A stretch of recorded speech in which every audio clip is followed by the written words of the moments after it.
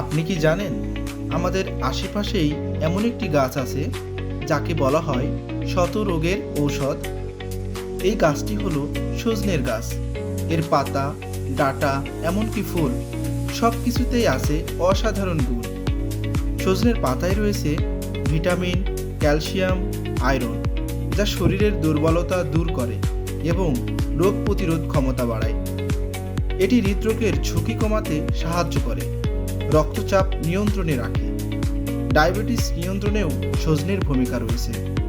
ত্বক উজ্জ্বল করে, চুল পড়া কমায়, এক কথায় ভেতর থেকে আপনাকে করে তোলে সুস্থ ও সুন্দর। তবে মনে রাখবেন, এটি সব রোগের সরাসরি ঔষধ নয়, বরং একটি শক্তিশালী প্রাকৃতিক পুষ্টির উৎস। তাই প্রতিদিনের খাবারে সজনের পাতা বা ডাঁটা রাখুন এবং সুস্থ জীবন গড়ুন।